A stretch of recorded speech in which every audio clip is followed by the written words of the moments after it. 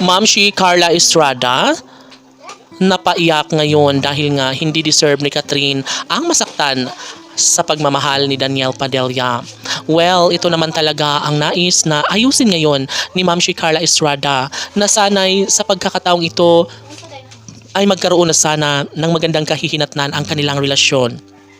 Kahit na dumating sila sa pagkakahiwalay ngayon dahil kay Andrea Brillantes ay mararamdaman ng lahat na sadyang durog na ang pagkatao ni Catherine Bernardo. Sabi nga ni Ma'am si Carla Estrada na sobra siyang nag-iisip kung ano ang dapat gawin para magbalikang muli si Catherine at Daniel para mas magiging happy ang taong bayan.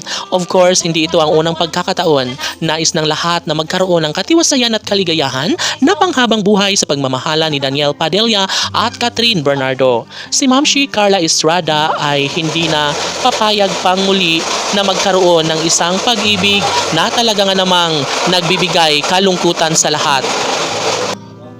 Yes, si Ma'am si Carla Estrada ay napaluha at napaiyak dahil sa kalungkutan na nararapat lamang napigilan sa isang relasyong deserve sana na ipagpatuloy ni Catherine Bernardo at Daniel Padilla. So marami ang nagtataka kung bakit mas pinili pa rin ni Daniel Padilla si Andrea Brillantes. Kaya hindi mawari sa isipan ni Ma'am si Carla Estrada ang mapaisip kung ano na nga ba ang magiging kahihinatnan sa kanilang relasyon ni Daniel at Catherine.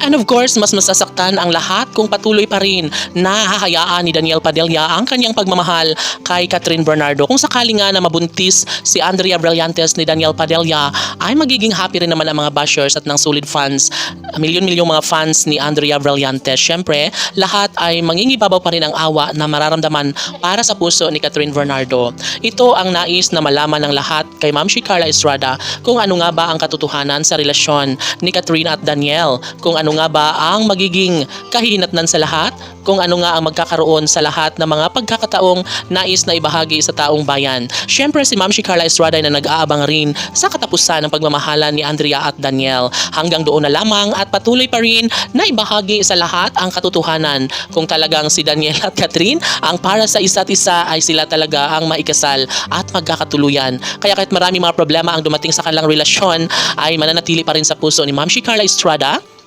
at ng taong bayan na darating ang kapatawaran sa puso ni Catherine Bernardo para matanggap niyang muli si Daniel Padilla. Kaya marami ang dumepensa na sana'y hindi na lang saktan ni Daniel si Andrea Brillantes. Ngunit hindi ito para kay hindi papayag si Ma'am si Carla Estrada at sana'y si Catherine at Daniel nga ang magkakatuluyan sa habang buhay.